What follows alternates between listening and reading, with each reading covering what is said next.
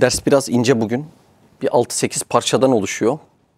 Dersin bütününü anlamak için biraz oralara nazara dikkat etmek gerekecek. O yüzden hem tane tane gidelim hem de dikkatlerinizi çok iyi vermeniz lazım. Bunlar inanılmaz marifet dersleri. Yani Kur'an'dan bu hakikatleri almadan ölseydim diye düşünüyorum ve çok korkuyorum yani.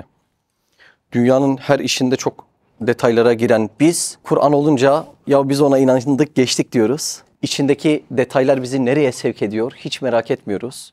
Yani Allah'ın nezdinde kalitemizi düşürüyoruz. Müslümanın Kur'an'la muhatap olmaması, onun en ince detaylarına kadar anlama ve yaşama mücadelesine girişmemesi. Utanç verici bir hal neredeyse, değil mi?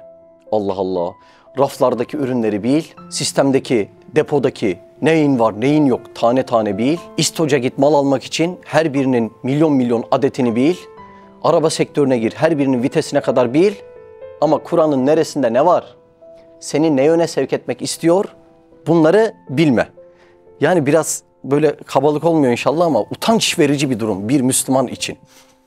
Kur'an'ın gayesini anlamaya çalışmamak. Allah Allah. Yani şeytan da böyle ellerini sıvazlıyordur. Tamam, bu adamın mesafesi Kur'an'dan bu kadar uzaksa bu adam artık benim elimde.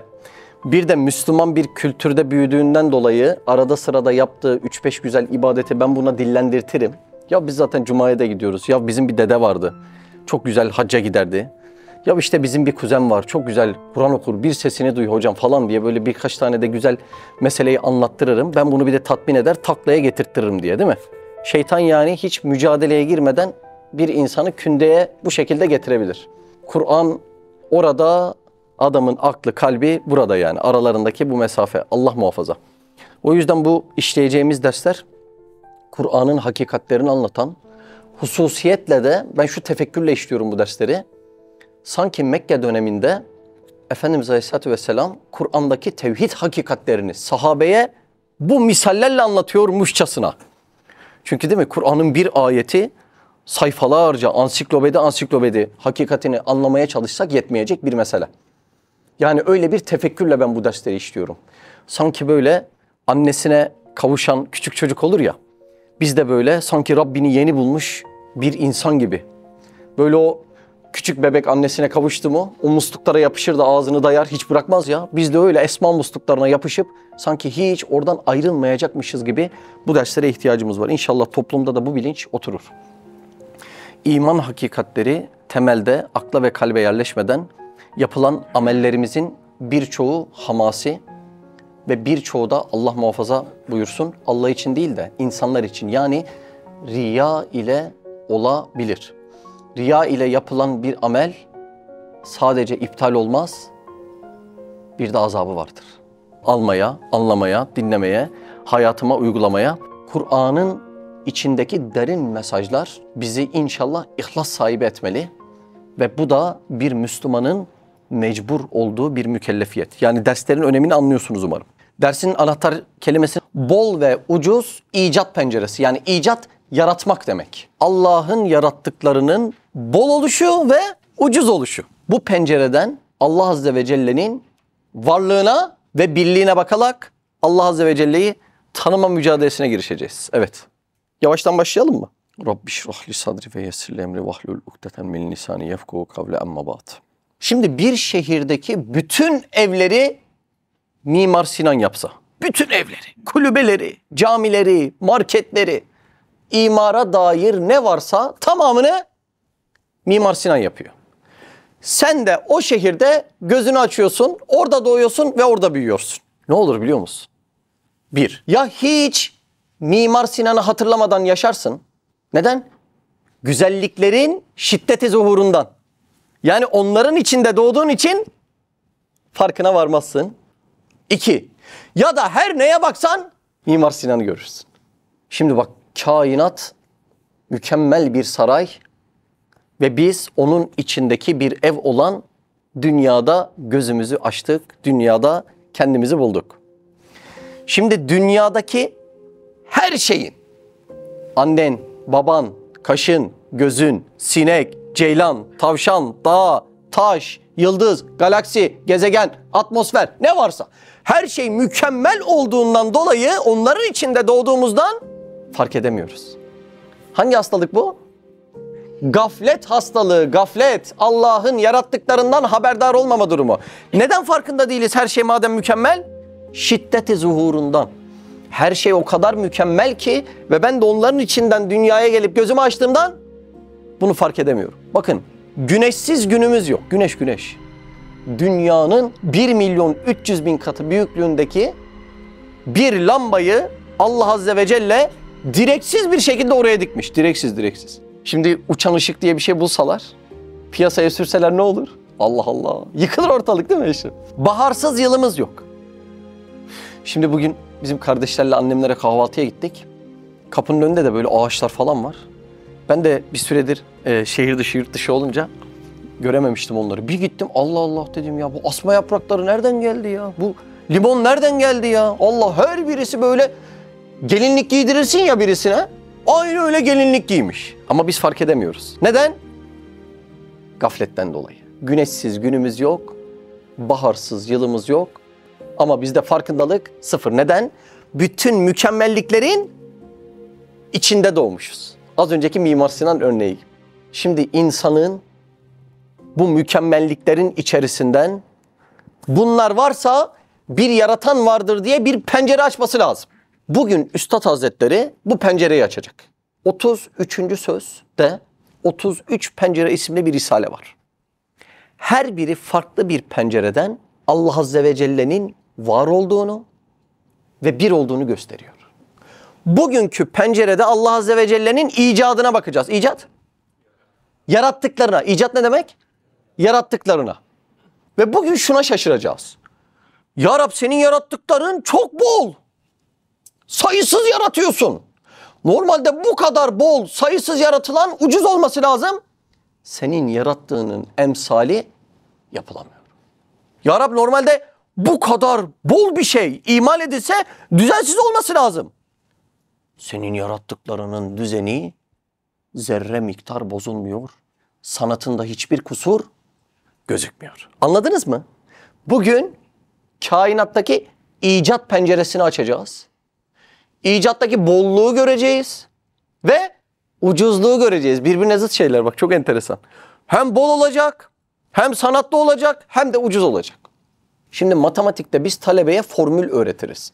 Çünkü talebe bir formülü alabilirse karşısına ne kadar rakam çıkarsa çıksın hepsini çözer, köşeye atar.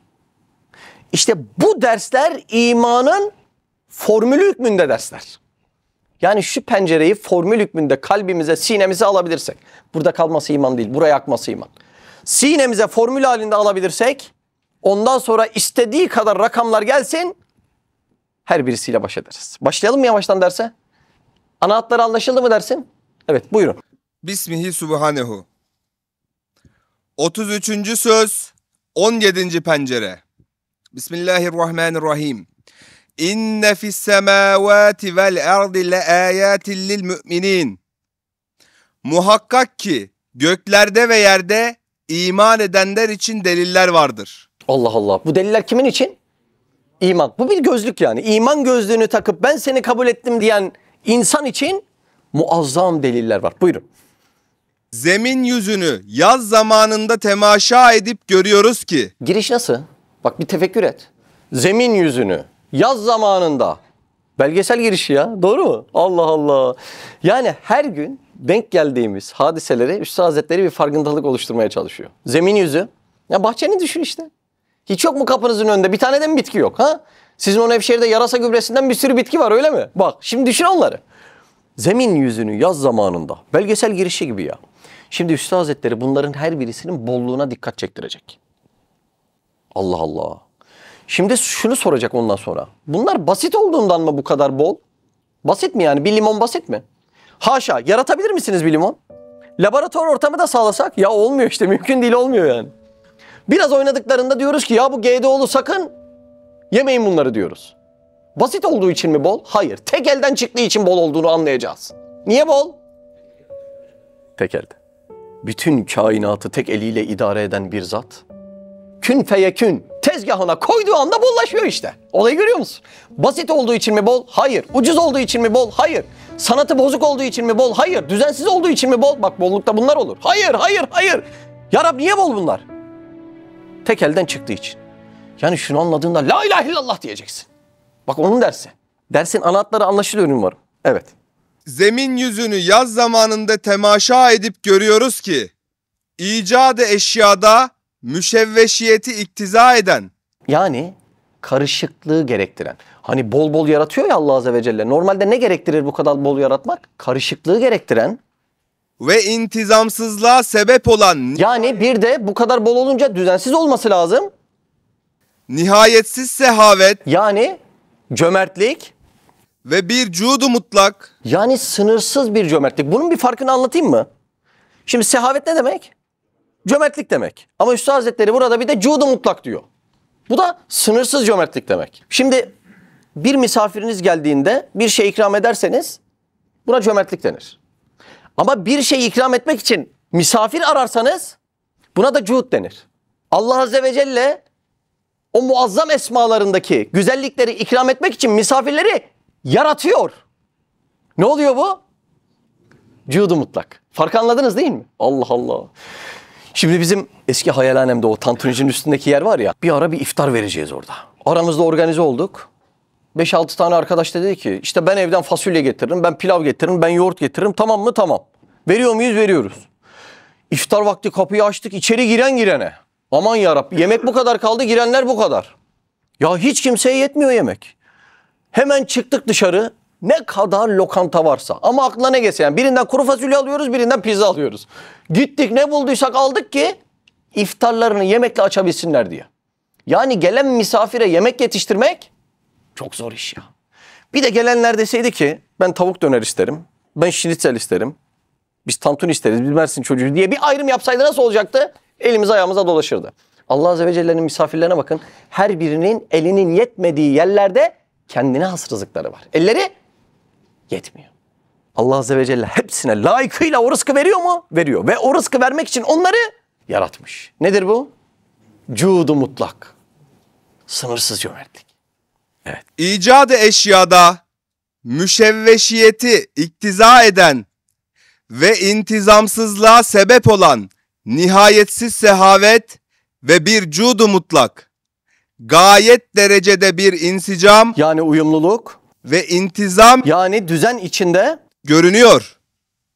İşte zemin yüzünü tezyin eden bütün nebatatı gör. Şimdi çok yapılan işlerde ne olmaz? Düzen olmaz. Şimdi çok yaptığınız bir işi düşünün. Sizin restorana geldik diyelim. Ramazan'da geldik ya. Kaçımıza yemek çıkardınız? 20'mize. 2000 gelelim. Hepimize yemek çıkarın. Asla onun sosu, onun tuzu birbirine girer değil mi? Anca böyle bize uzaktan ekmeği yetiştirirsiniz. Ne hala. Çünkü çok yapılan işlerde düzen olmaz. Bir şeyde bolluk olursa karışık olur. Peki kainat böyle mi? Değil. Bitkilerin bolluğuna bakın. Hem bol hem düzenli. Nasıl düzenli? Milimi milimine düzenli. Allah Allah. Şimdi lisede hatırlarsanız resim dersinde, en sevdiğimiz derslerden biri olan resim dersinde, hoca şöyle bir vazo koyar, içine de 2 çiçek koyar. Der ki siz bunu çizin. Sınıf 50 kişi, 2 tanesi biraz benzetir, 48'i patates yapar onu. Doğru mu? Senin çizemediğini Allah Azze ve Celle milimi milimine yaratıyor. Sebepleri konuşmuyorum bile. Senin çizemediğini sebepler yapıyor, yaratıyor diyebiliyorsan zaten burada yani bizim aklımızda problem çıkar. Bizim çizemediğimizi Allah bolluk içinde düzenine hiç zarar vermeden yaratıyor. Allah Allah. Allah çiziyor, bir de o çiçeklere hayat giydiriyor. Ve kainatta karışıklık çıkması lazımken ne gözüküyor? Düzen gözüküyor. Bakın sayısız bitki yaratıyor, sayısız. Her birinin yaprağı olması gereken yerde ve renkte. Her gülün altında o süngülerini takmış, dikenlerini takmış, yeri yerine belli. Allah Allah. Normalde bollukta karışıklık olur. Ama Allah'ın yarattığı bollukta ne var? Düzen var. Şimdi biraz Allah'ın bolca yarattığı mahlukata bir bakalım. Bir çift kara sinek baharda yan yana gelse 5,5 milyar ediyorlar. Bolluk nasıl? İcadı eşyadaki bolluk nasıl? Çok değil mi? Bir çift ha. Bütün kara sinekler demedim. Bir çift kara sinek baharda yan yana geldiğinde 5,5 milyar ediyorlar. Eğer Allah Azze ve Celle Kuddüs ismiyle onları temizlemeseydi, yılda yeryüzü her yıl 10 santim büyüyecekti. Bu normalde olabilecek bir şey değil mi? Evet. Peki olmuş mu? Hayır. Demek ki Allah Azze ve Celle bu bolluğu bir düzen içinde tutmuş. Yani istediğiniz kadar böcek ilacı kullanın. Atmosferi delebilirsiniz ama sineklere bir şey yapamazsınız. Şu bolluğun içerisindeki düzeni görüyor musunuz? 2 kara sinek baharda denk geliyor, 5,5 milyar ediyor. Normalde yerkürenin yılda 10 santim 10 santim onların leşleriyle yükselmesi gerekirken hiç böyle bir problemle denk gelmiyoruz. Allah Allah. Allah Azze ve Celle'nin sineği yaratırken sinek kanadına kadar düzene ehemmiyet verdiği nereden belli biliyor musunuz? Sineğin kanadından belli. Şimdi sinek dediğin gramlık bir et parçası. Bizim bugün sineğin detaylarını anlamamız için sayısız kitap okumamız gerekiyor, doğru mu? O sineğin içerisindeki derin sanatı görebilmek için. Allah Allah. Sineğin sanatını okuduğumuz kitapları bir kanıya koysaydık, kanı o kitapları çekemezdi. Bakın Yunus Emre ne demiş? Bir sineğin kanadın 40 kanıya yükledim, 40'ı da çekemedi, şöyle kaldı yazılı. Allah Azze ve Celle bundan 2 denk getirmeyle 5,5 milyar yaratıyor. Şimdi hadiste diyor ki sinekle ilgili, sizden birinizin yemek kabına sinek düşecek olursa, devamı nasıl? Onu iyice batırın diyor. Bak şimdi. Efendimiz Aleyhisselatü Vesselam'ın bunu söylediği dönemlerde ne mikroskobu var ne de bunu detaylı inceleyebilecek bir laboratuvar ortamı var. Neden böyle olmuş? Şimdi Alman bir bilim adamı bunu inceliyor. Sineğin midesindeki yağ tabakasının içerisinde bir enzim var. Bu enzimin 1 gramı 1000 litre sütü dezenfekte ediyor. Bak şimdi. Kanadının tekinde de mikrop var mı? Var. Şimdi bu sinek çorbana düştüğünde şöyle yan düşse kanadındaki mikroplar çorbayı bir miktar kirletebilir mi? Kirletebilir. Sen sineği batırdığın anda can havliyle bir refleks neticesinde midesindeki yağ tabakası çatlıyor ve o enzim çorbanın içine çıkıyor. Değil kanadının mikrobu, varsa çorbanın içindeki diğer mikroplar dahi tertemiz oluyor. Şimdi bu sinekteki sayıya bakın. 2 tanesi 5,5 milyar. Kafamıza da ancak bu kadarı yeter zaten. Bir de içindeki sanata bakın. Akıl alır gibi değil. Sineğin vücudunda 12.000 devirli incecik küçücük kanatlar var. Şey burada mı Sedat? Arabacı. 12.000 devir ne demek? Akıl almaz bir şey değil mi? Kanatları 12.000 devirli. Saniyede 200 kanat hamlesi var. Saniyede. Bir sinek ha. Normalde kendisi acelesi yoksa saatte 7,5 kilometre hızla gidiyor sineğin. Şimdi ben sineği bir araba kadar büyütsem ve onu bir araba yapsam. Saatteki hızı ne oluyor biliyor musunuz? 5000 kilometre. Yani o sineği büyütsek, araba yapsak, içine de binsek. İstanbul'daki hayalhanemdeyiz. Nereye gidelim biliyor musun? İnşallah Ankara'da ileride olacak hayalhaneme gidelim. 6 dakikada gidiyoruz. Tam ihtiyacımız olan şey değil mi? Böyle bir sanat. Sayısı nasıl? Ya şöyle bir kelime kullanacağım yanlış anlaşılmasa. Yani dalga geçer gibi değil mi yani? Böyle bir sanatı küçücük sineklerin içine koyuyor. Yaratıyor yok ediyor Allah Azze ve Celle. Bak şimdi. Ve bu sinek dalga geçer gibi yani. Odada tavanda duruyor. Kaygan camda şöyle gidiyor dikine yürüyor. İnsanın beşer eliyle yaptığı bütün teknolojiyle adeta dalga geçiyor sinek. Bu küçücük sineğin küçücük gözünde 4000 petek var. 4000 petekli bir gözü var. Şu küçücük sineğin. Allah Azze ve Celle'nin yarattığı adede bakın. Bir de şu sineğin içerisindeki sanata bakın. Normalde bu kadar yaratmada, bu kadar fazlada, bu kadar bollukta böyle bir düzenin olmaması lazım. Her bir sinekte şaşmadan bu düzen var mı? Her birisinde var. Allah Allah. Bakın ayette ne diyor? Hac suresi. Allah'tan başka bütün çağırdığınız ve ibadet ettiğiniz şeyler toplansalar. Önünde eğildiğimiz ne varsa onları kastediyor ha. Böyle put geçti o putlar. Önünde eğildiğimiz ne varsa o putları söylüyor. Patron putu, aile putu, para putu onları söylüyor.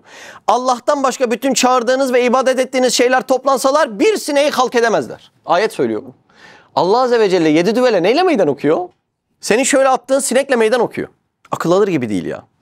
Şimdi şunu soralım. Bu kadar bolluk, bu kadar kolaylıkla oluyorsa neyi gösteriyor? Kudreti gösteriyor ya.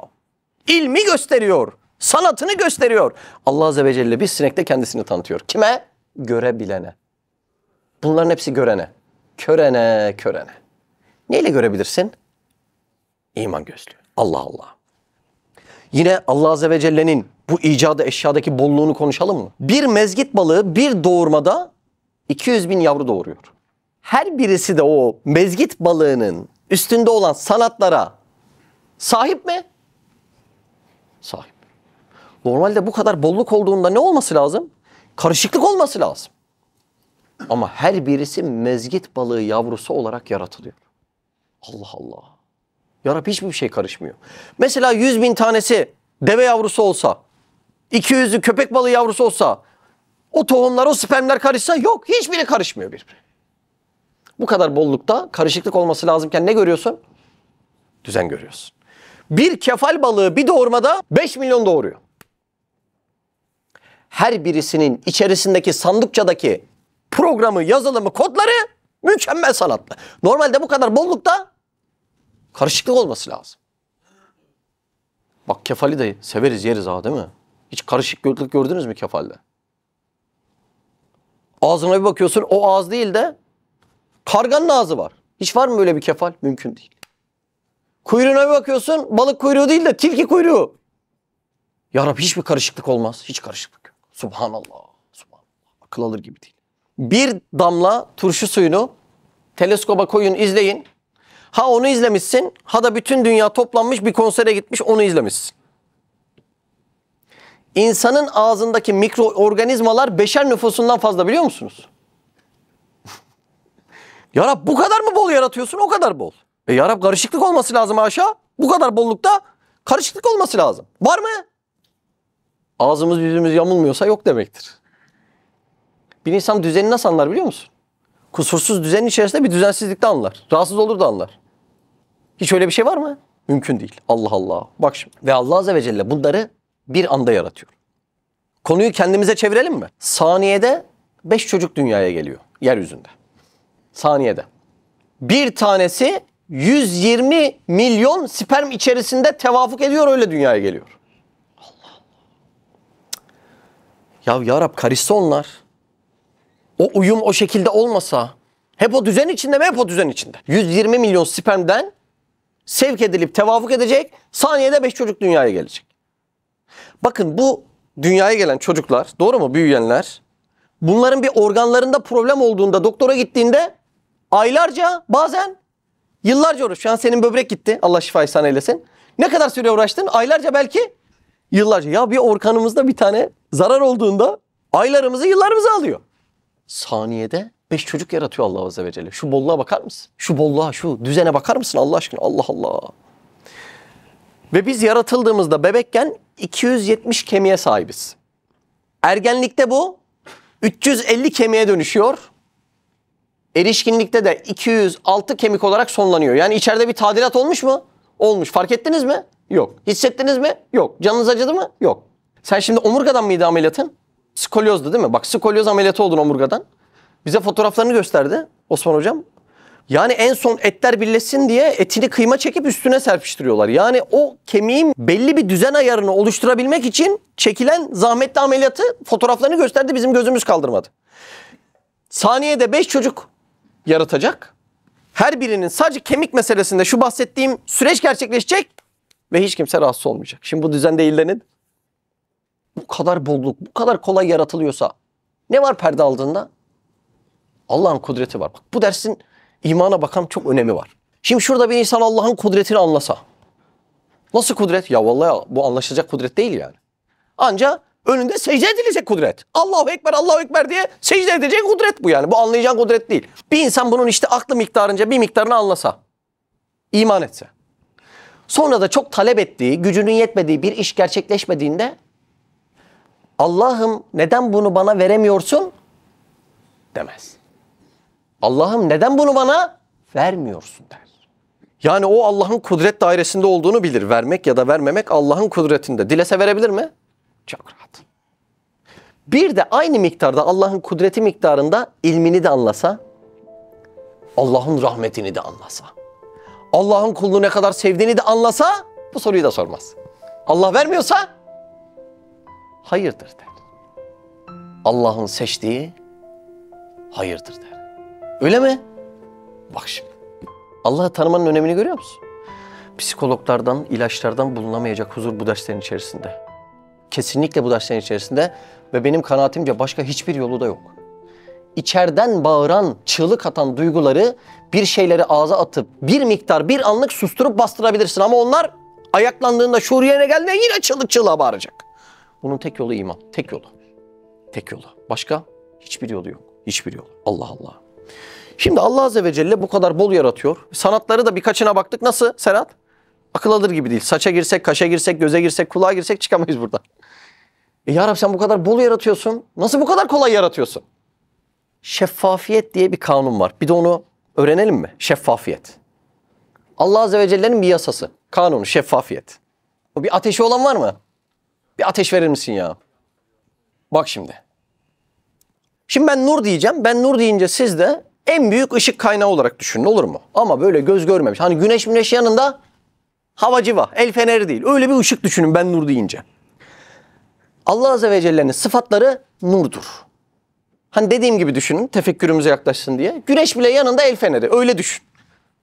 Haşa la teşbih, aklımıza alsın diye. Allah Azze ve Celle'nin sıfatları nurdur. İsimleri de nurani, yani nurdan beslenen. Allah'ın isimleri neyden besleniyor o zaman? Sıfatlarından. Şimdi nur ne oluyor biliyor musun bak? Şu kainatın tamamı cam olsa. Hakan sen nesin artık? Camsın, saydamsın, şeffafsın. Afrika saydam. Dağlar, taşlar hepsi saydam. Bütün kainat saydam. Ben şuradan şöyle bir ışık yaksam, ateş yaksam. Kainatın öbür ucundan gözükür mü bu? Gözükür. Neden? Bütün kainat şeffaf. Bütün kainat şeffafsa en küçük nur bir köşede yansa kainatın öbür ucundan gözükür. Buna şeffafiyet kanunu deniyor. Doğru mu? Şimdi şunun arkasından bir ışık tutsanız ben buradan görür müyüm? Görürüm. Neden? Çünkü bu şeffaf. Bunun arkasından bir ışık tutsanız ben bunun arkasından görür müyüm? Göremem. Neden bu? Şeffaf değil. Peki ben bunu röntgen makinesine koysam bunun öbür tarafını görebilir miyim? Görebilirim. Demek ki şeffaflık ışığın kuvveti nispetinde oluyor. Buna bakan bir şey değil şeffaflık. Işığa bakan bir şey. Yani röntgen ışığına göre bu da şeffaf, bu da şeffaf. Baştan alayım. Şu elimdeki ışığa göre bu şeffaf ama bu şeffaf değil. Röntgen ışığına göre ikisi de şeffaf. Demek ki şeffaflık maddeye göre değil, ışığın gücü nispetinde. Bura anlaşıldı mı Mustafa? Tam değil mi bura? Güneşin bazı ışınları var. Dünyanın burasından giriyor, burasından çıkıyor. Güneşin o ışınlarına göre dünya şeffaf mıdır? Şeffaftır. O zaman güneş dünyanın her yerinde aynı anda desem doğru olur mu? Oldu değil mi? Neden? Çünkü dedim ya, ışınları buradan giriyor, buradan çıkıyor. Demek ki burada da ışını var, burada da ışını var, burada da ışını var. O zaman güneşe göre dünya şeffaftır. Şimdi az önce dedim ki Allah Azze ve Celle'nin sıfatları nur, isimleri nurani. Nasıl hayal edelim dedik? Güneşi bile el feneri gibi düşünün. O zaman şu an yeryüzünün tamamında güneşin ışınlarının yayıldığı gibi. Çünkü yeryüzü güneşe göre şeffaf. Güneşin ışınlarının yayıldığı gibi. Allah'ın nur ve nurani olan isim sıfatları da yayılıyor mu? Yayılıyor. Şimdi güneşin ışığı şuradan girdi, buralarda var değil mi? Her yeri geziyor böyle. O ışığın ismine la teşbih. Allah'ın ilmi diyelim. Çünkü Allah'ın sıfatları neydi? Nurdu. Yani güneş ışığının çok daha kuvvetlisi. O zaman yeryüzünde benim hücrelerimin derinliklerine kadar, ayak tırnaklarıma kadar, en saklı gizli mahrem odalara kadar Allah'ın ilmi kuşatmış mı? Kuşatmış. O zaman Allah'ın ilmi şeffaflık yasasına göre her yerde. Aynen öyle. Allah'ın görmesi de her yerde mi? Görme bir sıfat. Güneşin ışığı her yerdeyse o ışığın adına da Allah'ın görmesi diyelim. Allah'ın görmesi de bütün kainatta mı? Bütün kainatta. Allah'ın duyması? Bütün kainatta. Allah'ın iradesi? Bütün kainatta. Şimdi bak sıfat geliyor. Allah'ın yaratması? Bütün kainatta. Yani Allah Azze ve Celle'nin ilmi, iradesi, şefkati, rahmeti, yaratması.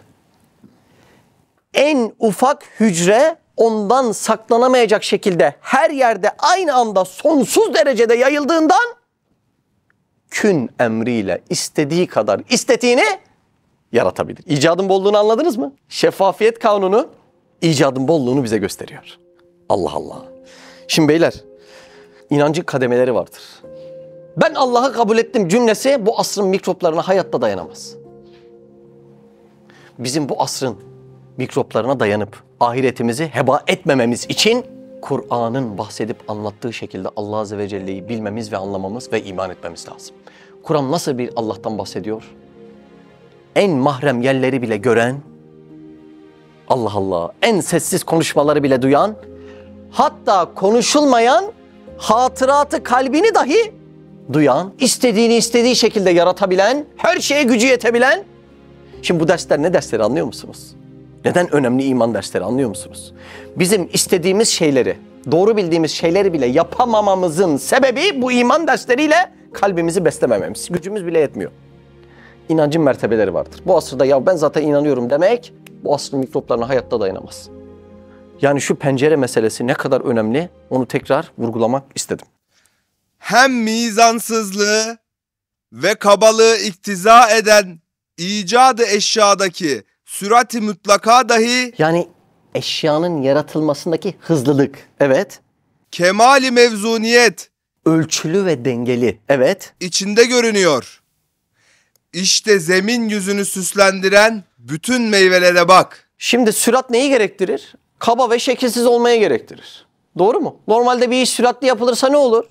Kaba olur, çirkin olur ama Allah yapınca öyle olmuyor. Bak şimdi bak ne enteresan. Biz şimdi mobilyacıya çağırıyoruz, iş veriyoruz. Buraya yap diyoruz. Ne kadar zamanda yaparsın? Abim diyor 3 ayda yaparım sana. O da yani sana. Ya 3 günde yapsan, vallahi 3 günde yaparsak mobilyaları getirip her yere yapıştırmamız lazım. Daha bundan sanat manatı hiçbir şey bekleyemezsin. Doğru mu? Şimdi biz Hayalhanem'in bu Mersin'deki binasını 3 yılı geçti, inşaatı sürdü. 3 yılı geçti. Yani hadi ortalama 3 yılda Allah nasip etti yaptık diyelim. Şimdi bir gün biri çıkıp bize dese ki kardeşim 1 yılda Mersin'deki bütün mahallelere Hayalhanem yapacaksınız dese kolonlarını diker kaçırır gideriz değil mi? Yani o kadar süratli bir şekilde yapınız ya ne olur? Kaba olur. Hiçbir ince sanatı ortaya çıkmaz. Az önce konuştuğumuz sineğe bak, ineğe bak, kaşına bak, gözüne bak, yıldızlara bak, evdeki bebeğine bak, bugün ısırdığın elmaya bak. Sürat nasıl? Akıl almaz sürat. Sanat nasıl? Zerre kadar sanatının eksikliği yoktur. Bunu bir beşer yapabilir mi? Mümkün değil. İşte Allah'ın sanatı böyle. Hem süratli hem sanat. Mümkün değil.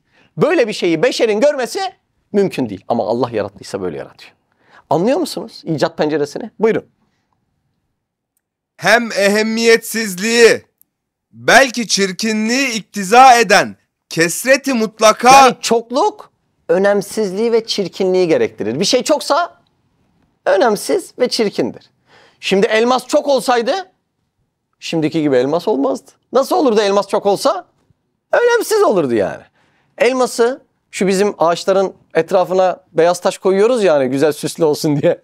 Elması çok olsaydı eğer ağaçların etrafına o şekilde koyardık. O beyaz taş az olsaydı ona da elmas derdik büyük ihtimal. Bak şimdi. Çünkü çokluk kıymetsizliğin alametidir. hem ehemmiyetsizliği belki çirkinliği iktiza eden kesreti mutlaka dahi kemali hüsnü sanat içinde görünüyor. Yani mükemmel sanat içinde görünüyor. İşte yeryüzünü yaldızlayan bütün çiçeklere bak. Şimdi zıtları birleştirdi farkında mısınız? Hem kıymetli hem de ucuz. Allah Allah böyle bir şey olur mu ya? Bir şey bol olursa değeri düşer dedik. Ama bunda hem kıymetli hem bol hem de ucuz. Şimdi şu örneği bir daha vereyim çok önemli. Mimar Sinan Selimiye Camii nasıl? Akıl almaz bir sanat değil mi? Allah Allah. Kaç yılda yapmış biliyor musunuz? 7 yıl. Mimar Sinan'ı çağırdık. Dedik ki bu ülkenin her mahallesine bir Selimiye yapacaksın ama bir yıl içinde yapacaksın. Ne yapar? Şöyle fotoğrafını yapıştıramaz ya. Çünkü bir şey bol olursa böyle bir sanat mümkün değil olmaz. Bakın Allah'ın sanatında şu cümleye dikkat edin. Dünyadaki en önemli şeyler en bol olanlar. Bak Allah'ın kudrete bak kudrete. Kudrete bak. Dünyadaki en önemli şeyler en bol olanlar. Hava nasıl? Havadan bol ne var değil mi? Öyle deriz. Kıymeti nasıl? Bir 5 dakika uzak kal da kıymetini gör. En bol şey hava, kıymeti elmaslarla yarışamaz. Su nasıl? Çok bol. Kıymeti nasıl? Akıl almaz seviyede. Yani seni bir 10 gün 15 gün susuz bıraksalar canın dahi bütün mal varlığını verirsin bir yudum su için. Doğru mu? Allah'ın sanatındaki inceyi görüyor musunuz? En bol olan şeyler en kıymetliler. Göz nasıl? Mesela şu odada en bol şeylerden biri nedir desem göz diyebilir miyiz? Göz diyebiliriz. Saatimizden de bol, telefon sayımızdan da bol. Doğru mu? Masa sayısından da bol, çay sayısından da bol. Çünkü adam başı 2 tane var. Kıymetsiz mi? Bir tanesi kaybolsa, yeryüzü bir araya gelse emsalini yapamıyor. Doğru mu? Şimdi bizim İstanbul'da bir arkadaş var. Geçen yemeğe gittik, onunla oturduk. Gözünde bir farklılık fark ettim ama anlayamadım. Sonra o bahsetti. Göz kanseri olmuş. Şuradan girmişler, gözü söküp almışlar. Protez göz koymuşlar. Sanat cihetiyle ben, yani görsel sanat cihetiyle yanındakiyle böyle benzettim. O yüzden de tam fark edemedim. Yani farklı hareket ediyordu ama baktığında yanındakine rengi, dokusu benziyordu. Görüyor mu desene. Görmüyor. Ani müdahale etmesi gereken yere dönüyor mu desene. Dönmüyor. Allah'ın yarattığı bol şeylerin bir özelliği var. Normalde beşer bir şeyi bol yapsa fiyatı düşer. Allah hem bol yaratıyor hem de fiyatı bolluğuyla doğru orantılı. Şimdi şu salondan hesap yapsak bolca anne var mıdır? Vardır. Herkesin bir annesi var. Ucuz mu? Ucuz değil. Ne yapsak anneni bize verirsin? Mümkün değil. Verir misin? 7 düvel birleşse, kılıçlar çekilse, silahlar çekilse vermez. Senin bana vermediğin anneyi Allah sana niye vermiş ya? Bu sevgi değil de nedir? Değer değil de nedir? Allah aşkına ya. Şimdi bir insan dese ki Allah'ın sevgisini üstümde göremiyorum. Körsün o zaman. Senin 7 düvel birleşse vermeyeceğin anneyi. Boluğa bak, anne bol ya. Anneden bol ne var? Olsun, canımı alırsın ama anamı alamazsın. Ama Allah vermiş sana. Ne demek bu? Seviyorum demek ya. Demek anne dediğim perde. Kaldır perdeyi. Kim seviyor seni öyle şefkatli? Allah seviyor. Anne o programı nereden öğrenecek ya? Anne de o şefkat fıtri hal olsa, yani ham maddesi de haşa kendi yaratmış olsa kenar mahalledeki çocuğu da sever, yan komşuyu da sever ama seni özel seviyor. Hayır, Allah seni özel seviyor ve seni özel sevgisini belirtmek için anne yaratmış. Hem de bolluğa bak. Ama kıymet benim canımdan kıymetli. Öyle değil mi? Allah'ın verdiğinin bolluğu arttıkça kıymeti artıyor. Beşerde bolluk arttıkça fiyat düşüyor. Allah Allah. Gökyüzündeki yıldızlar yeryüzündeki kumsalların kum tanesinden daha fazla. Düşük mü kıymetleri? Hiç de öyle değil. Ne enteresan bir pencere değil mi? Allah Allah. Devam edelim mi? Allah'ın kudretine bak. İlmine bak, yaratmasına bak, şefkatine bak. Her esması gözüküyor sanki değil mi? Allah Allah. Buyurun. Hem sanatsızlığı, basitliği iktiza eden icadı eşyadaki suhuleti mutlaka, Yani kolaylık. Bu kadar kolay yaratıyorsa haşa basit olması lazımdı diyor. Ama öyle olmayacağını anlayacağız. Buyurun. suhuleti mutlaka dahi nihayetsiz derecede sanatkarlık ve maharet ve ihtimamkarlık içinde görünüyor. İşte yeryüzündeki ağaç ve nebatat cihazatının sandukçaları ve programları ve tarihçe hayatlarının kutucukları hükmünde olan bütün tohumlara, çekirdeklere dikkatle bak. Zıtları birleştirdi. Farkında mısınız? Hem sanatlı hem kolay diyor. Kolay yapılan bir şey sanatsız olması lazım. Yunus bana ham kütük getir. Tamam. Yunus şu ham kütüğü öyle bir yap ki şunun aynısı olsun yazısına kadar. Ya abi senin bunu beklemen lazım. Bu kadar kolay olmaz. Ama Allah Azze ve Celle yaratırken hem kolay hem de sanatından hiç ödün vermiyor. Sineği hatırlayın az önceki dersteki. Nasıl sanat? Akıl almaz bir sanat. Allah Allah. Zıtları nasıl birleştiriyor? Allah'ın yaratması hem kolay hem de sanatlı. Şimdi sihirbazlıkta bir adam şapkadan tavşan çıkarırsa akıl bunu bağlayamadığından dolayı hayret ediyor. Aa nasıl oldu bu diyor. Doğru mu? Niye akıl bağlayamadığından hayret ediyor, mutlu oluyor orada. Şapkadan tavşan çıkarmak dediğin Musa peygamber dönemindeki sihirbazların ipi. O sihirbazların ipinin her birini yutan Musa'nın asası da tohumdan o kayısıyı yaratmak. Şeftaliyi yaratmak, elmayı yaratmak. Hangisi daha enteresan? Birisi illüzyon, birisi hakikat. Ya şimdi şapkadan tavşana şaşır. Bu tohumdan, ya Allah Allah, bunun birinden karpuz çıktı tatlı, birinden isot çıktı acı. Ya gel de buna şaşırma ya. Birisi sihirbazların ipi, birisi o ipleri yutan Musa'nın asası. Hangisi hakikat, hangisi sahte? Allah aşkına ya. Adam bilgisayara flash diski takıyor. Program yükleyecek. Eşref benimle misin? Bak yazılımcı destek ver. Taktı ya. Bir tuşa basıyor. Enter'a basıyor. O program intişar ediyor. Bütün bilgisayarda uygulanıyor. Hayret ediyor insan ya. Allah Allah. Adamlar ne program yapmış diyor. Tohumu toprağa atıyorsun. Allah Azze ve Celle enter'a basıyor. Bir intişar ediyor. Elmalar, armutlar, karpuz. Ya bugün yedik daha ya. Hiç mi şaşırmaz? Ha? Normalde bu kadar bol, bu kadar süratli olan bir şeyin sanatsız, baştan sağma olması lazım. Allah Azze ve Celle'nin sanatına bakar mısın? Hiç öyle bir şey var mı ya? Allah tohumu bazen mısırın dışında yaratıyor, bazen narın içinde. Ne demek bu? Allah Azze ve Celle şunu diyor, benim için iç dış fark etmez. Allah için iç dış diye bir şey de mi yok? O da yok. Niye? Şeffafiyet dedik ya. Şeffafa iç dış olur mu? Olmaz. Allah Allah. Şimdi bizler görmek için göze ihtiyaç duyarız. Allah Azze ve Celle basirdir. Görür ama göze ihtiyacı yoktur. Bizler duymak için kulağa ihtiyaç duyarız. Allah Azze ve Celle her şeyi duyar. Semidir ama kulağa ihtiyacı yoktur. Bizler bir şeyi düşünüp onu hayata geçirmek için, bir işlem yapmak için akla ihtiyaç duyarız. Doğru mu? Şimdi aklını kullanarak araba sürsen ne yaparsın? Kaza yaparsın. Arabayı kullanmak için artık aklın devreden çıkması ve meleke haline gelmiş olması lazım. Doğru mu? Bak ilk arabayı kullandığımız dönemlerde akılla kullandık. Sen şoförsün Zahid. Tır kullanıyorsun. Daha iyi bilirsin. Vites burada mı? Direksiyon burada mı? Bu düğme neydi falan diye böyle değil mi? Arabayı alpalıyor yani. Daha sonra alışkanlık oldu. Meleke oldu. Akıl devreden çıktı ve araba kullanmaya başladı. Şimdi gözdür, kulaktır, akıldır. Bunlar nakıslara verilen aletler. Allah Azze ve Celle'nin kainatı yaratması ve idare etmesi için akla haşa ihtiyacı yoktur. Akıl acizlerin içidir. Şimdi 58 kere 75 kaç Osman? Şimdi sen bunu düşünsen değil mi? Belki dakika geçecek. Şimdi Allah Azze ve Celle bu yaratmaların her birini haşa düşünse ortalık birbirine gider. Allah Azze ve Celle bu işleri yaratırken haşa akla ihtiyacı yoktur. Onun ilmi sonsuzdur. Nereden anlıyoruz? Nereden anladığımız gözümüzün önünde değil mi? Olayın başında zaten belgesel gibi şu yeryüzüne bak diyor.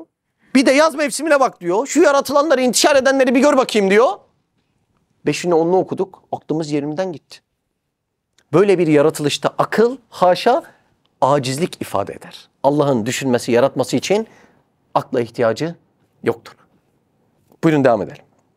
Yani bu kainat hakikaten akılla idare edilmez haşa. Evet. Hem ihtilaf ve ayrılığı iktiza eden uzaklık ve buğdu mutlak dahi bir ittifak-ı mutlak içinde görünüyor. Şimdi sınırsız uzaklık var diyor.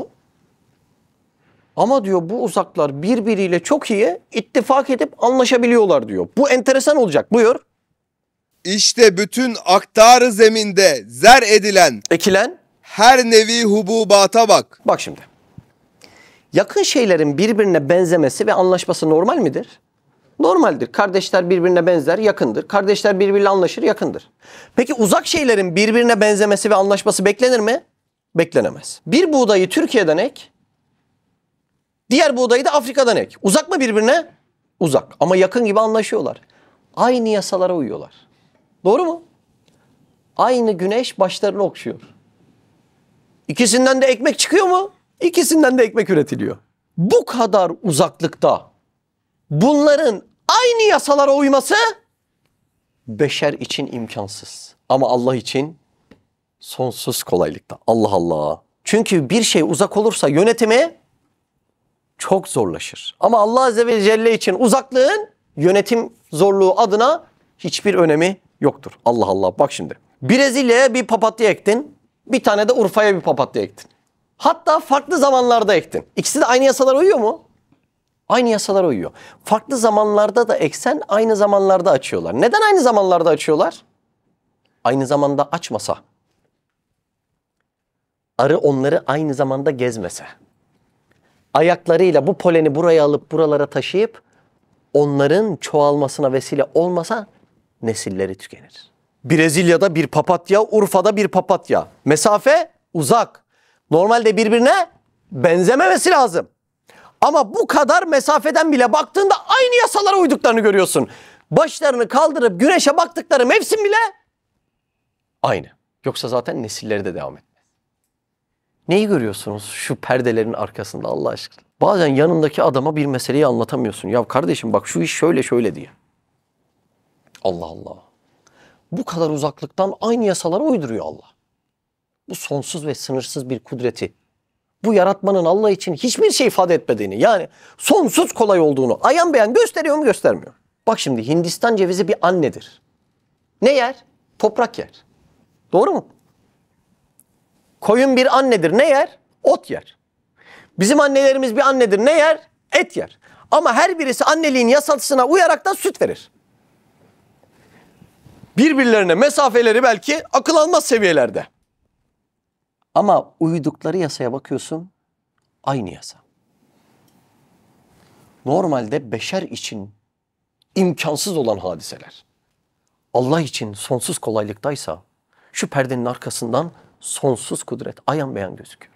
Hem karışmayı ve bulaşmayı iktiza eden kemal-i ihtilat, Yani karışıklık, bilakis kemal-i imtiyaz yani farklılık ve tefrik içinde görünüyor.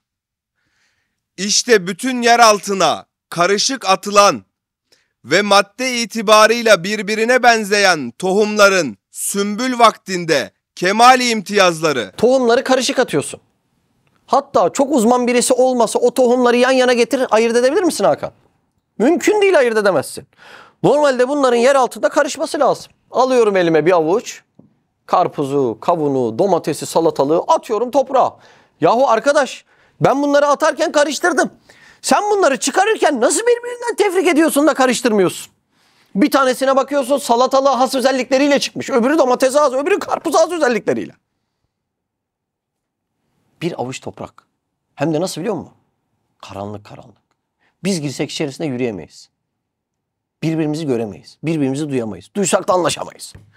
Böyle karanlık toprak içerisinde karışık atılan tohumlar kemali imtiyazla muazzam bir şekilde birbirine has özellikleriyle ayrılarak neşv-i nema buluyorlar. Neyi görüyorsun? Ya şu Allah'ın kudretine bak ya. Şu dersleri alınca şeytan bin soruyla vesvese vermeye utanır. Böyle bir Allah ahireti nasıl yaratır? Ha ha iyi, geç köşeye. Böyle bir Allah benim kaderimi şöyle mi biliyor böyle? Ha ha geç bunları. Böyle bir Allah cennet cehennemi neden yaratmış? Ya geç bunları geç, ben tanıyorum Rabbimi, bu soruları geç ya. Şu dersler 1000 kusur örter adamda, 1000 kusur. Gereksiz 1000 sorunun cevabını verir. Öyle mi? Böyle bir Allah'ı tanıdıktan sonra insan bu soruları sorar mı? Bak inanın yanlış anlaşılmaz. Bizlerin aklına gelmiyor böyle sorular. Bu dersleri her gün Allah Allah yapa dışarıdan bazen bu sorular geliyor, bir hayret ediyoruz. Allah Allah. Herhalde tam Rabbini tanımıyor diyoruz. Öyle de oluyor. Şu olayları görüyor musunuz ya? Buyurun. ve ağaçlara giren muhtelif maddelerin yaprak, çiçek ve meyvelere kemali imtiyaz ile tefrikleri, Her birinin hangi vitamin mineralinin nereye gideceği muazzam şekilde belli. Buyurun. ve mideye giren karışık gıda, Şimdi nereye gidiyor? Mide. Buyur. muhtelif ağza ve hüceyrata göre kemali imtiyazla ayrılmalarına bak. Kemali hikmet içinde kemali kudreti gör. Şimdi mideye birkaç bir şey atalım mı şöyle? Tantuniyi atmamız lazım şimdi. Tantuniyi attım. Limonu sıktım. Limon da girdi. Tuzu döktüm. Tuz da girdi. Turşuyu ısırdım. Turşu da girdi. Şöyle bir şalgam ayran da içtim. O da girdi. Üstüne bir de tatlı yedim. O da girdi. Midede ne oldu? Bulamaç. Şimdi biz insan beslenmesi biliyorsunuz mide değil aslında. Hücre düzeyinde beslenme. Kaç hücre vardı? 100 trilyon. Şimdi mideye geldi ya, onlar bekliyor asıl. Mamalarını onlar bekliyor. Yani bu gıda midede kalırsa sen güç, enerji, kuvvet bulamazsın. Nereye gitmesi lazım gıdanın? Hücrelata gitmesi lazım. 100 trilyon hücre. Onlar besin bekliyor. Şuradakiler diyor ki bana fosfor gelmesi lazım diyor. O bulamaç içerisinden 97 bin kilometre damar yolundan 100 trilyon hücreden ayırt edeceksin de ona fosfor gönderesin. Şu da diyor ki ben kalsiyum beklerim diyor. Bak şimdi. Bir gün Adamın biri gözünden rahatsız olmuş. Doktor da bu uşağa demiş ki şu göz damlasını al demiş ama bunu suya sıkacaksın.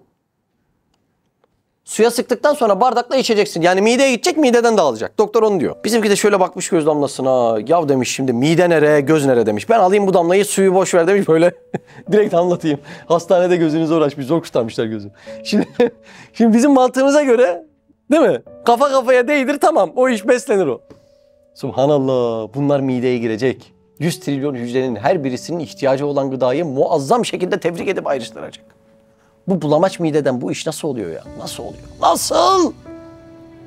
Allahsızlık içinde bu kainatta yaşanamaz. Görüyorsun değil mi? Mümkün değil. Mümkün değil. Kafayı yer insan. Şu hadiseye bak. Şimdi bu kadar hücrelerine kadar gıdanı düşünen Allah senden bir şey istese, en güzide kullarım olan sahabelere benze, onların ayak izlerine bas desen, sen de şöyle yüzünü çevirsen, ben rahatımdan ödün veremem desen, hak olur mu bu ya? Bak bu dersler insanda neleri tetikliyor görüyor musun? Onların ayak izlerine basmanın yolu imandaki belli kuvvetlere ve mertebelere erişebilir. İnsan her daim kendindeki Allah'ın bu iradesini görse utanır ya. Nefsini razı etmekten utanır o adam ya. Bak şimdi bak. Derslere bak derslere. Allah Allah. Evet. Devam edelim mi? Hem ehemmiyetsizliği, kıymetsizliği iktiza eden gayet derecede mebzuliyet. Mebzuliyet bolluk demek. Bu kelime önemli. Mebzuliyet bolluk. Hem ehemmiyetsizliği, kıymetsizliği iktiza eden gayet derecede mebzuliyet. Yani bolluk varsa kıymetsiz, ehemmiyetsiz olur normalde. Evet. Ve nihayet derecede ucuzluk dahi yeryüzünde masnuatça, sanatça nihayet derecede kıymetdar ve pahalı bir keyfiyette görünüyor. Yani birazdan inceleyeceğiz. Bir şeyler sanat olarak pahalı ama kendisi bol, ucuz. Allah Allah. Buyurun. İşte o hadsiz, acayip bir sanat içinde, yeryüzünün rahmani sofrasında yalnız kudretin şekerlemeleri olan dutların nevilerine bak. Kemali rahmeti, kemali sanat içinde gör. Dutu nereye eksen çıkar. Var mı duttan anlayan? Malatyalılar iyi anlar değil mi? Dutu nereye eksen çıkar. Yılda birkaç kez mahsul verir. Hem ucuzdur hem boldur. Şimdi Malatyalı'nın biri köyden üniversiteye kazanmış, şehre gitmiş talebe olmaya. Tam da yürürken bir bakmış manavdan dut satılıyor. Demiş dut da satılır mı arkadaş demiş.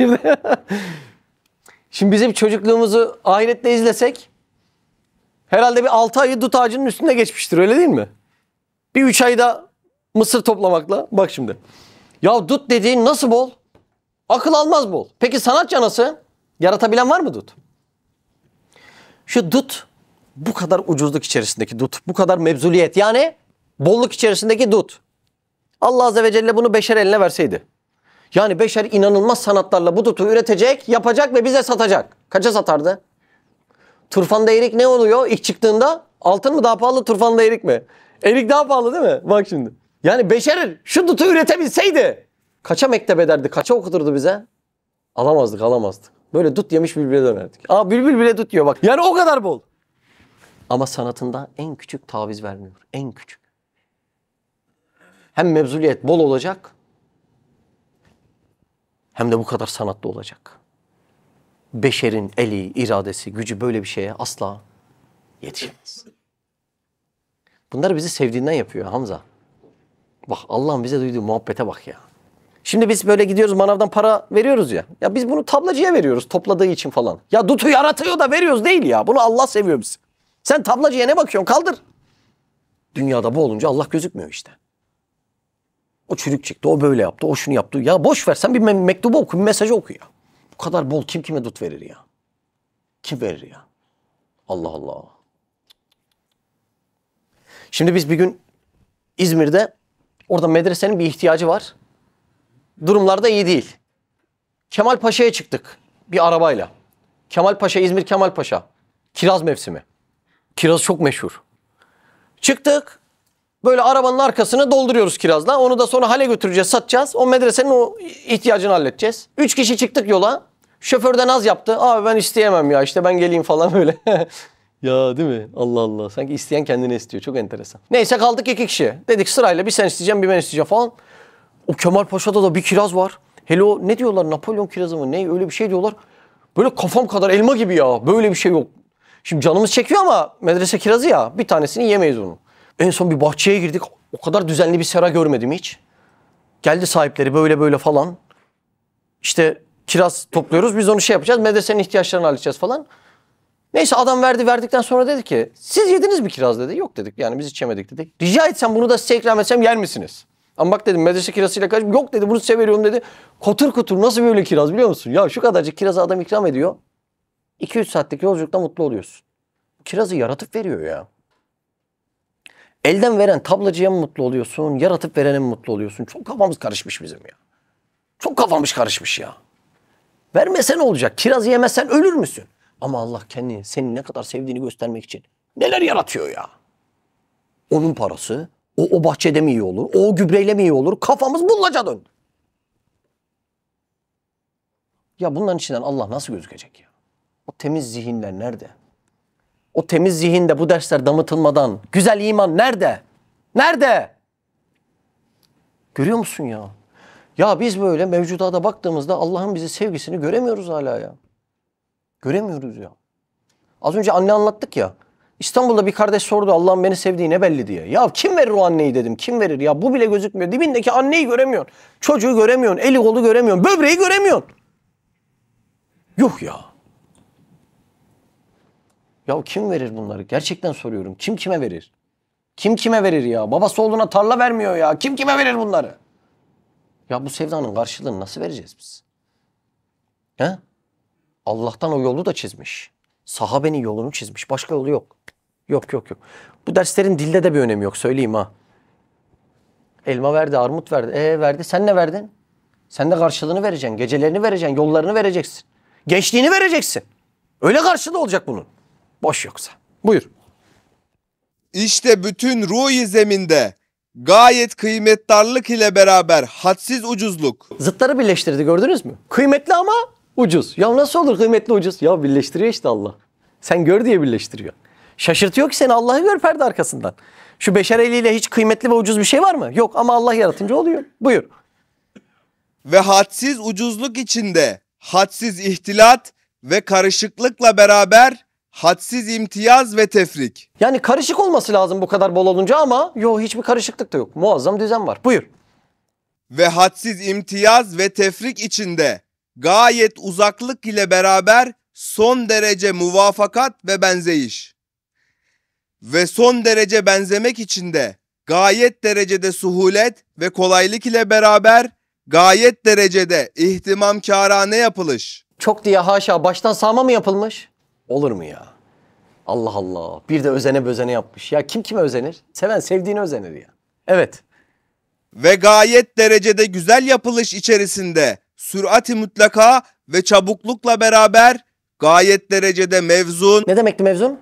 Ölçülü. Evet. ve mizanlı ve israfsızlık ve gayet derecede israfsızlık içinde son derece çokluk ve kesret ile beraber son derecede hüsnü sanat ve son derece hüsnü sanat içinde nihayet derecede sehavet ile beraber intizam-ı mutlak. Dünyada bunları vereni razı etsek ahirette neler verir bir hesaplasana. O yüzden hadiste diyor Allah'ın ahirette vereceklerini ne göz görmüş, ne kulak işitmiş, ne de kalbi beşere hutur etmiş. 7 düvel toplansa hayal edemiyor. Dünyada yarın bir gün kıyametle al aşağı edeceği dünyada bunları veren ahirette sonsuz arkadaşlarına, sonsuzlukta birlikte olacağı kullarına neler verir sen düşün. Buyur.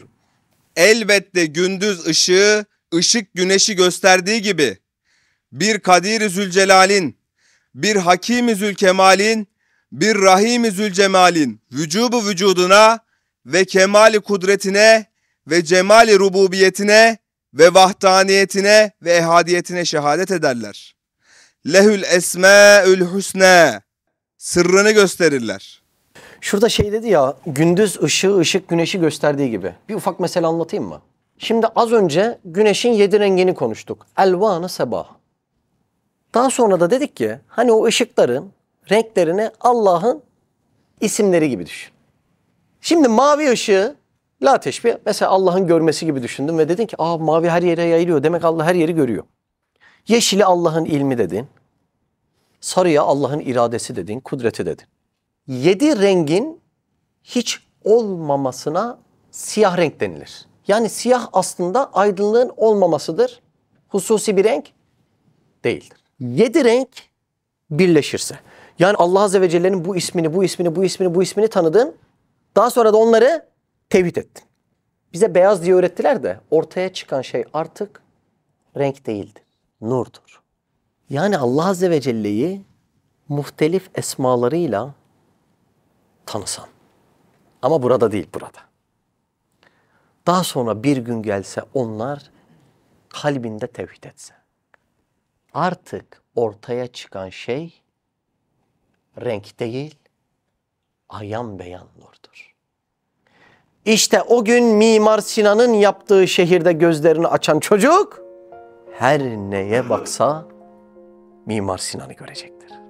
İşte bu elvan-ı seb'ayı kalbinde iman ile tevhid edebilen insan artık tevhid melekesi maliki olacaktır. Araba kullanma melekesi gibi her nereye baksa Rabbini görecektir. Görmediğin her yer karanlık, zulümat. Streslerimiz bundan, bunalımlarımız bundan, nefes alamamamız hep bundan. Ve ihtiyacımızın çözümü, formülü burada.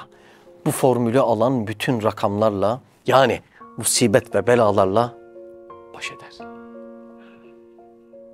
Devam edelim mi? Evet.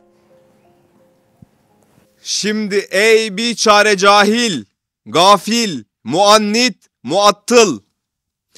Bu hakikati uzmayı ne ile tefsir edebilirsin? Hakikati uzma dediği az önce konuştuğumuz 8 farklı icat silsilesi. Konuştuk ya parça parça. Evet. Bu nihayet derecede mucize ve harika keyfiyeti ne ile izah edebilirsin?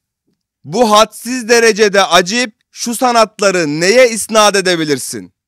Bu yeryüzü derecesinde geniş bu pencereye hangi perdeyi gafleti atıp kapatabilirsin? Allah.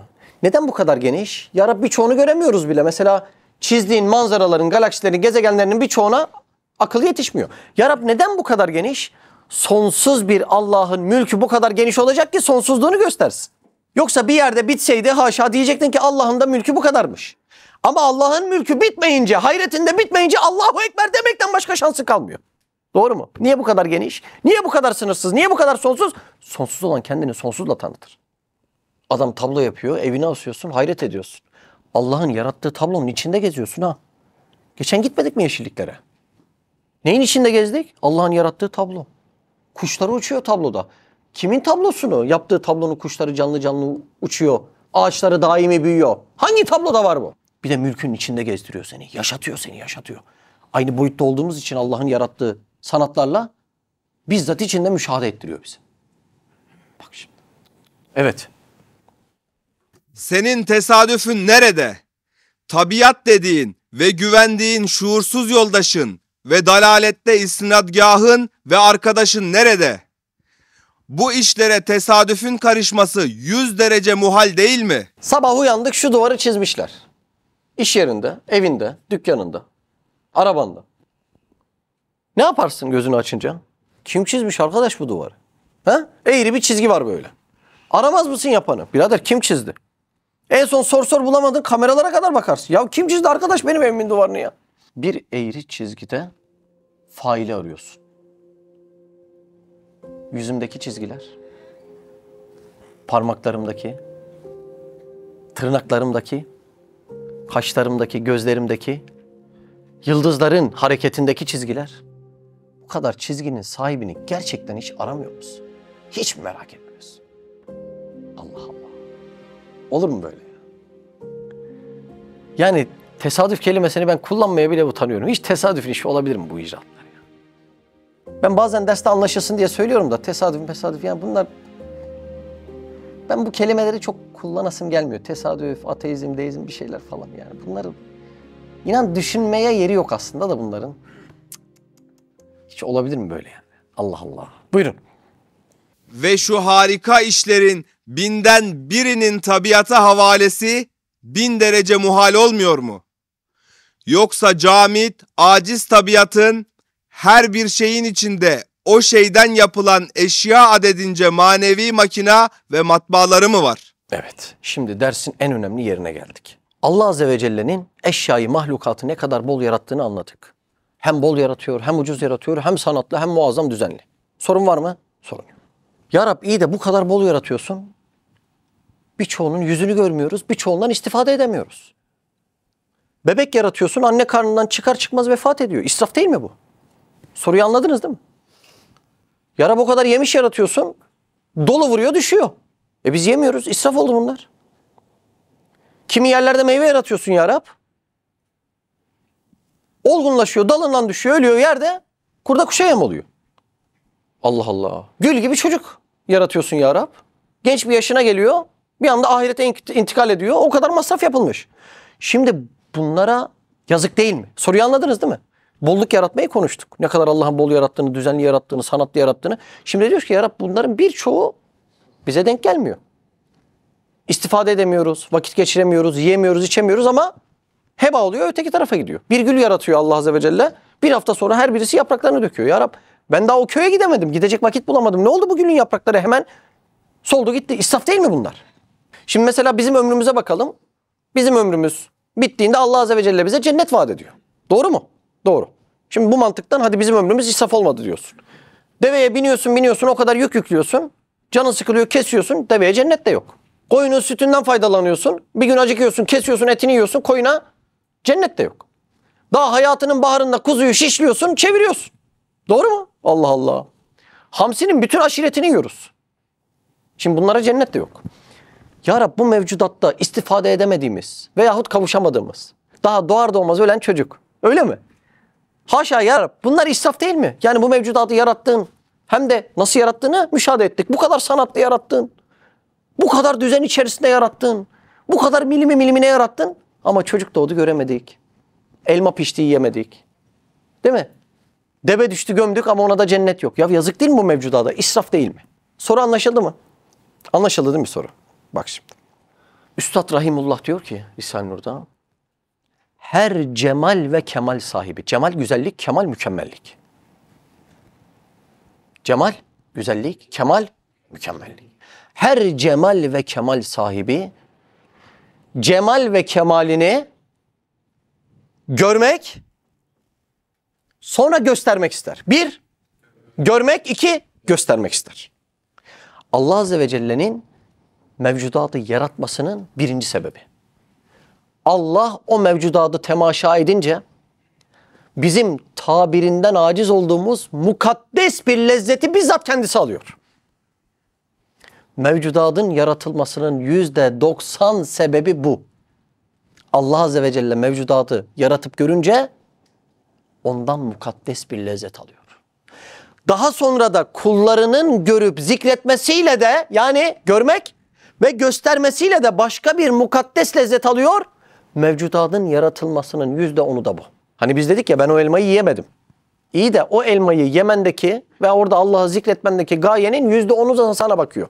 %90'ı Allah'ın o sanat eserini yaratması ve görmesinden netice alan %90'lık mukaddes bir lezzet var. Haşa, nasıl bir lezzet? Biz tabirinden aciziz. Mukaddes bir lezzet diyoruz ona. Demek ki mevcudatın yaratılmasındaki bize düşen pay %10. Allah Azze ve Celle'nin kendisine düşen pay ise %90. Bir bebek yaratılsa, daha annenin kucağına verilmeden ölse, bu kadar sanat eserine yazık oldu denilemez. Çünkü Allah kendi sanatını temaşa etmiş ya, bir saniye o an gerçekleşse mana tahakkuk etti demektir. Bak şimdi. Buraya kadar sorun var mı? Yani o güllerin yapraklarını konuştuk ya. Varlık bir saniye yaşasa Allah Azze ve Celle onu temaşa edip kendisine has mukaddes bir lezzet aldı mı? Aldı. Demek ki mana tahakkuk etti. Demek ki bizim görmemiz ve onu zikrederek Allah'a kulluğumuzu sunmamız işin %10'u. Allah Azze ve Celle'nin kendisi yarattıklarını temaşa edip ondan mukaddes bir lezzet alması işin %90'ı. Her kemal ve cemal sahibi kemal ve cemalini görmek ve göstermek ister. Görmek %90, göstermek %10. Bak çok önemli bu. Doğar doğmaz bir bebek vefat etti. Nasıl sanatlar var? Bak 9 ay 10 gün geçmiş. Cihazlar takılmış mı? Takılmış. Eller o biçim. Gözler o biçim. Saçlar değil mi? O pamuk pamuk eller. Doğdu, doğar doğmaz da vefat etti. Şimdi anne ve babaya bakan gayesi bitti. Doğru mu? Doğru. Ama Allah'a bakan gayesi bitmedi. Allah Azze ve Celle o bebeğin üstünden esmalarını hem gördü hem de gösterdi. Bak şimdi. Bebek Allah'ın isimlerine aynı olmak için yaratıldı değil mi? Bakalım bebek hangi isimlere aynı oldu? Yaratılması Halık ismine aynı oldu. Anne karnında beslenmesi Rezzak, Münir, Kerim ismine aynı oldu. Ona suret verilmesi Allah'ın Musavvir ismine aynı oldu. Bak şimdi bak olaylara bak. Hayatı ile Muhyi ismine aynı oldu. Ölümü ile Mumit ismine aynı oldu. Sanatlı azalarıyla Allah'ın Sani ismine aynı oldu bu bebek. Bir damla sudan şekil almasıyla Muhavvil ismine, Mukaddir ismine, Mükemmel ismine aynı oldu o bebek. Şimdi bu bebeğin dünyaya geldikten sonra gözünü açar açmaz vefat etmesiyle bu bebeğe yapılan bütün masraflar israf oldu denilemez. Neden? Çünkü Allah'a bakan gayeler tahakkuk etti. Bu mana için yani Allah'ın isimlerini görmesi ve göstermesi için bir saniye yaşasa yeterliydi. Çok önemli bir mesele değil mi? Çok önemli bir mesele. Bir örnek daha vereceğiz o yüzden. Allah'ın ağaçta yarattığı bir elmayı düşünelim. Elma pişmiş, olgunlaşmış, yere düşmüş, çürümüş, gitmiş. İstifade edebildik mi? Edemedik. Yani bize bakan gaye bitti. Tabii sen elmaya mide pencerenden bakarsan sadece sana bakan gaye bitti. Peki Allah Azze ve Celle'ye bakan gayesi bitti mi? Mümkün değil. Bak şimdi. O elmanın ağacın dalında bitmesi Allah'ın Fettah ismine aynı oldu. Ne diye bağırıyor yani elma? Bende Fettah'ın ismi var, bende Fettah'ın ismi var diye bağırıyor elma. Çekirdeğin planından o elmanın ortaya çıkması Allah'ın Hafiz ismine aynı oldu. Beslenmesi Mukit ismine aynı oldu. Hikmetli vücudu Allah'ın Hakim ismine aynı oldu. Kuru daldan çıkması Allah'ın Kadir ve Muktedir isimlerine aynı oldu. Bak şimdi elmaya bak. Çekirdeğiyle Allah'ın Evvel ismine aynı oldu. Son şekliyle Allah'ın Ahir ismine aynı oldu. Programıyla Allah'ın Batın ismine aynı oldu. Varlığıyla kendini göstermesiyle Allah'ın Zahir ismine aynı oldu. Dengeli vücuduyla Allah'ın Muksit ve Adil ismine aynı oldu. Bolluğuyla ne kadar var elma? Sizin köy elma dolu. Bolluğuyla Allah'ın Gani ismine aynı oldu. Güzelliğiyle Allah'ın Bedi, Mücemmil, Sani ismine aynı oldu. Şimdi birisi o elmayı ısırıp yiyemedi diye bu elmaya yazık oldu diyebilir mi? Mümkün değil. Bir, Allah o elmadan önce kendi cemal ve kemalini müşahede etti. Bir. İki, melekler ve ruhaniler o elma üstünden, bak onlarda mide penceresi yok, o bizde var, biz takılıyoruz ona. Melekler ve ruhaniler o elma üstünde Allah Azze ve Celle'nin isimlerini temaşa etti ve o isimlerle Allah'ı zikretmeye başladı. Bak melekleri ne coşturuyormuş, orayı görüyor musun? Bak. 3. Sonra marifetullah dersi alan insanlar o elmayı müşahede etti ve tefekkür ederek Allah Azze ve Celle'ye yaklaştı. 4. Sonra bu meyve dalından düştü, çürüdü gitti. Yazık oldu mu elmaya? Olmadı. Niye? Mana tahakkuk etti. Mana Allah'ın esmalarını elmada göstermesiydi. Senin yemen çok küçük bir gaye. Senin bebeği ah yavrum diye sevmen çok küçük bir gaye. O yaratılıştaki asıl gaye Allah'ın esmalarını görmek ve göstermek istemesiydi. O mana tahakkuk etti. Şimdi birisi diyebilir mi? Bunun yaratılması israf oldu. Sana ait gaye bir ise Allah'a bakan gayesi bindi. O eşyanın bir saniye varlık sahasında kalması yeterliydi. Allah Azze ve Celle de sanatlarını bu şekilde yarattı. Nasıl olay?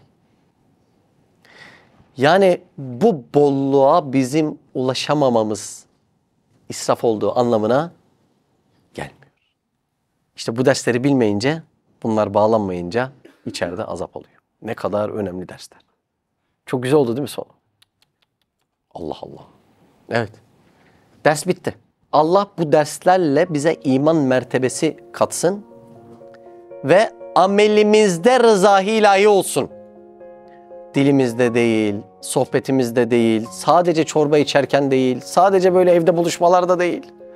Bunlar bizi sahabenin hayatına, fedakarlığına, mücadelesine, gecelerine, hasretlerine bir şekilde benzetmiyorsa, işte o zaman bizim hayatlarımız israf oldu demektir. İsraf mı arıyorsun? Kendi hayatında ara. Bunlar amele dönüşmek zorunda. Biz hikaye okumuyoruz ki çocuk uyutalım. Bunlar uyutmak için değil, uyandırmak için okunan dersler.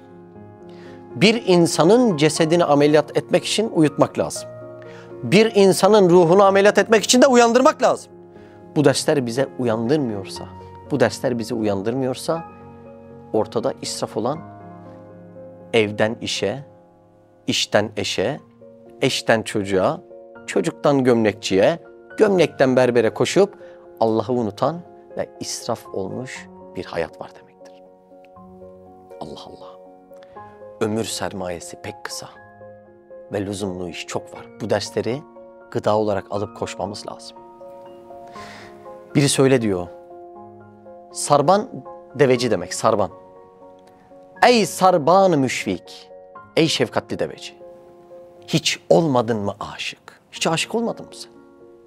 Ne olur ahesterevlik eyleme, rahmeyleyip şu zare. Ne olur şu benim acınacak halime üzülüp de yavaş gideyim deme. Aşıkın halini anlıyor musun? Ey sarban-ı müşfik, hiç olmadın mı aşık? Ne olur ahesterevlik eyleme, rahmeyleyip şu zare. Ömrün kıymetini anlayanların hali bu olmuş. Ben ne halde olursam olayım ne olur yavaşlama, benim Allah'a daha fazla varmam lazım. Bak. Bak imanın neticelerini görüyor musun? Ey sarban-ı müşfik, hiç olmadın mı aşık? Ne olur ahesterevlik eyleme, rahmeyleyip şu zare. Hiç boş geçirecek vaktimiz yok. Hiç yok.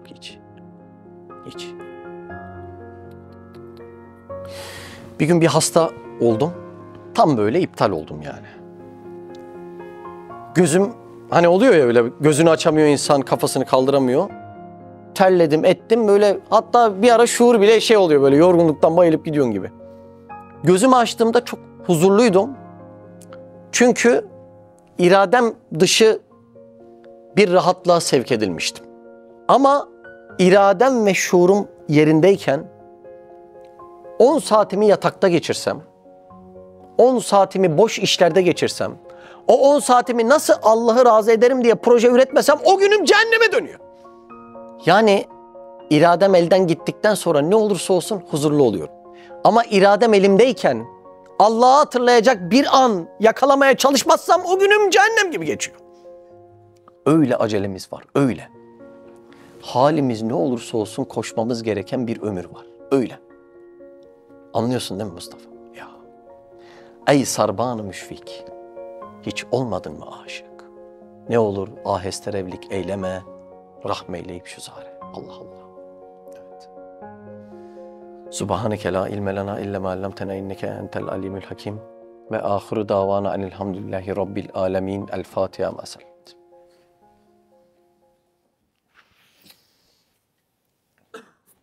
Nasıl dersti? Şu dersleri bilmeden nasıl ölünür ya? Nasıl yani? İmanın özünü, çekirdeğini anlatan bu dersler. İnsan şu dersleri sıralı, programlı almam lazım ve yaşamam lazım diye 1000 kez ömrünü feda etse azdır. Ama biz umursamıyoruz. Geçerken de bir ders dinleyin falan diyor. Ya da videoda mahkum kalıyoruz. Hiç bu nasıl harekete geçeriz? Nasıl arkadaşlarla birleşiriz? Nasıl amel etmek için oraya gideriz? Hiç. Şimdi masada oturuyorsun, konuşuyorsun. Diyorsun ki kardeşim gelmen lazım, dinlemen lazım, çalışman lazım. Düzenli hem de disiplinli yani. Tek tek. Peygamber Efendimiz Aleyhisselatü Vesselam'ı anlamak için 3 ayını ayıracaksın. Haşrı anlamak için 5 ayını. Tevhidi anlamak için 10 ayını. Sonra geri döneceksin. Her gün daha çok üstüne katacaksın. Daha sonra bir daha Efendimiz Aleyhisselam'ı 3 ay çalışacaksın. Tevhide 5 ay çalışacaksın. Anlıyor musun? Böyle sistematik gitmen gerekiyor. Hocam diyor ne kadar işlerimiz yoğun. Bilmiyorsun diyor. Tamam eyvallah. Bir hafta sonra çocuğu rahatsızlanıyor. Hanımı rahatsızlanıyor. Kendi rahatsızlanıyor. Haftada 5 gün şehir dışında doktorda. Ama oluyormuş işte. Yani Allah şifa ihsan etsin. Ben hani ne güzel oldu başına geldi o manada demiyorum. Ama bırakılıyormuş işte. Bak rahat yatağında bırakılıyormuş, işinde bırakılıyormuş, evde bırakılıyormuş. Yani illa bu işin olabileceğini anlamamız için başına böyle musibet mi gelmesi gerekiyor? Ne var bir kez de varlıkta bulsak Allah'ı? Ne var desek ki ya bunları veren Allah, öncelik Allah. Ne var yani bunlar bir şekilde yürür desek. İlla böyle bir hal gelip Allah'ın bize ispatlaması mı gerekiyor olayı? Ya biz musibeti var ya kendi efalimizle çağırıyoruz ya. Hiç vaktim yok hiç. Allah Allah. 6 aydır hastaneden çıkamıyoruz ama şimdi. Yani illa böyle mi Allah'ın bizi uslandırması gerekiyor? Bence hiç gerek yok. Bu dersleri alıp varlık sahasında Allah'ı bulmak, başın sıkışınca Allah'ı bulmaktan çok daha makbul bir şey. Çok daha.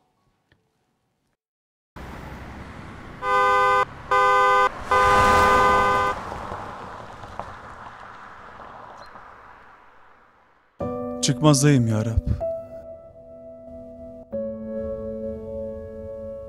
Yalnızlıklarım,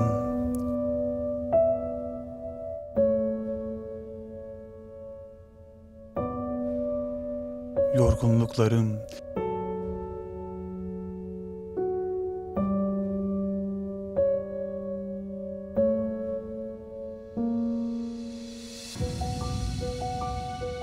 kaybettiklerim,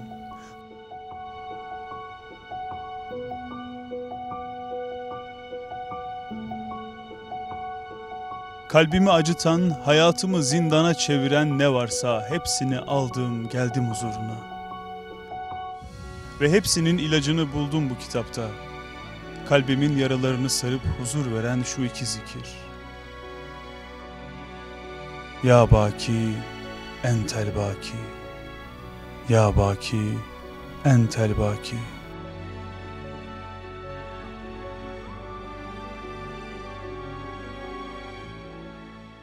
Gezegenler bile bir aradayken, tek olduğunu düşünüyorsan koskoca evrende, bu kanal tam sana göre. Bu video YouTube kazanında kaybolmadan, senin gibi başkalarına da ulaşabilmesi için desteğe ihtiyacı var. Her abone, bir kırgın yüreğe daha ulaşmayı sağlayacak. Beğen, abone ol ve yorum yapmayı da unutma. Siz de Hayalhanem İstanbul ve diğer tüm projelerimize destek olmak için buradaki linke tıklayarak online bağışta bulunabilir veya aşağıdaki iletişim numaralarından bizlere ulaşabilirsiniz.